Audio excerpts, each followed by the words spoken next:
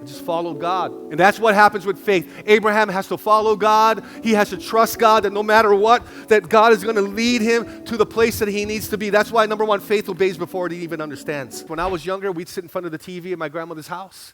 She would make fried chicken and other Filipino dishes as well. Fried chicken is not a Filipino dish. However, anyway, they had other Filipino dishes as well. We'd sit down. She put the newspaper on the ground so we didn't get the rice all over the ground. She still had the plastic on her chairs. Come on, somebody. She had the plastic on her cushions. We grew up on Honokaa on the Big Island, and we would eat there. And all of a sudden, I'm old enough to see the Lawrence Welk show. I was a little kid back then, sitting cross-legged. Then all of a sudden, after the Lawrence Welk show would come on, would come on Disney, and all of a sudden you'd have Disney, and then you'd have the song "When You Wish Upon a Star," and then you would see Tinkerbell come, and she would, do her wand, and all of a sudden all the pixie dust would fall to the ground. And sometimes we think that God's calling is like pixie dust; it just falls on somebody.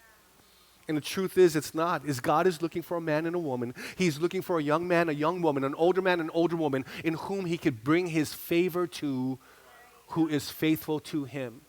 And Abraham was the guy. The Bible says that God picked Abraham, and when he picked him out of Ur of the Chaldees, the Bible says in verse 4, so Abraham departed as the Lord had instructed, and Lot went with him. That's his nephew.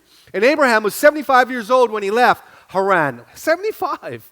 Well, back then, 75 looked like 25. Come on, somebody.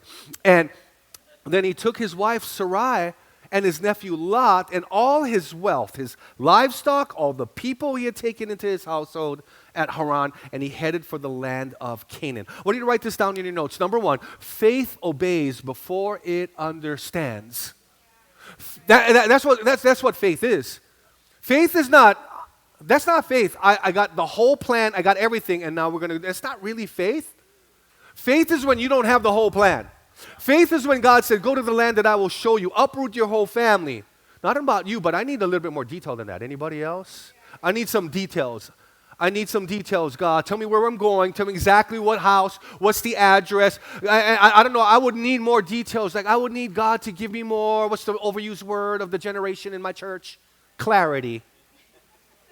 I need more clarity. Can I get clarity? Can I get clarity? Sometimes I find the word clarity is another word for excuse. Anyway, I don't know. Come on. Like my staff, like Kristen would know. She's in the staff and she's of that younger generation. Hi, can I get some clarity? Can I get some clarity? And they want clarity all the time. They want clarity. You know what? I find another word for pushback. But here's what he did. He listened to the Lord. And I don't know, and he follows the Lord. But I'd be like, God, wait. I just bought a house in Mililani, Mauka.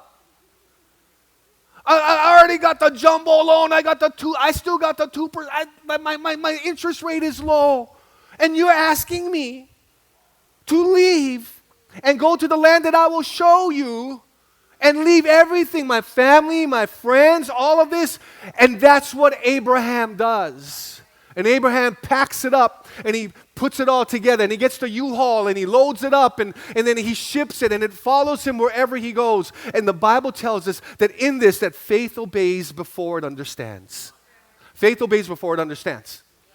Like, I don't know about you, but there's got to be some point in time in your life, and maybe even you just came out of a season, or maybe you're headed toward one, where it's going to require faith.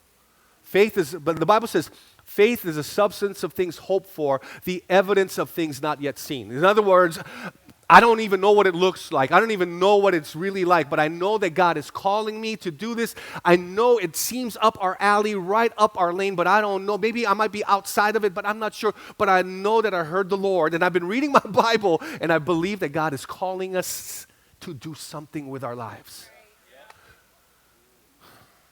When I look at Abraham, I look at him, I cannot help but think about my life. I cannot help but think about your life. Like, was there a point in your life that you had to actually go, God is calling me to leave something that I really love?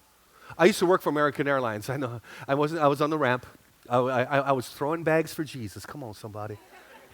I placed them nicely. But anyway, that's my job. I would do that at American Airlines. I worked there for 12 years. I got hired when I was in Honolulu. I was probably 19 years old when I got hired.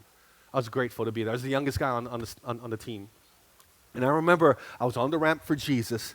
I had this flight attendant correct me. I said, oh, it must be so good to be a flight attendant. I wish I was a flight attendant, but I couldn't be. And she's like, well, you know, you do a good job. I'm like, no, but you live, like, you go all over there. And she's like, no, listen, stop. You're on the ramp for Jesus. I'm like, okay. She says, you are on the ramp for Jesus. What do you mean? She goes, you work for Jesus. That's what you're doing at American Airlines. You are on the ramp for Jesus. And some of you are wondering, I don't do anything for the Lord. No, you are doing something for the Lord. You are in the military for Jesus. Come on. You work for the city and county. You run a restaurant. You are a student for Jesus. And I remember during that time, I worked there for 12 years, and my family would always use my flight benefits. My parents moved to Oregon. I had a brother who went to college in Oregon, a sister went to college in Oregon. I'm the only one who stayed, and I remember that they'd use my benefits more than me, Linda. Everybody was feeding off my bennies. They're using all my bennies, and I'm like, I don't even have money to travel. I got benefits, but I can't. I got full medical. Come on, somebody. That's where that grill comes from. I'm full medical. I got full dental. I got everything, and I got paid $20-something an hour part-time cleaning planes and loading bags. But my family was using my benefits, not me.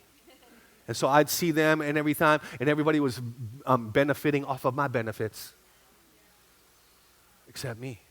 And finally, the Lord saved me. I work part-time at Hope Chapel. I wanted to go full-time. Pastor wanted me full-time, but I had this job at American that I had my 401k through. So you're like, what's a 401k? That's a vitamin. Anyway, 401k. A 401k.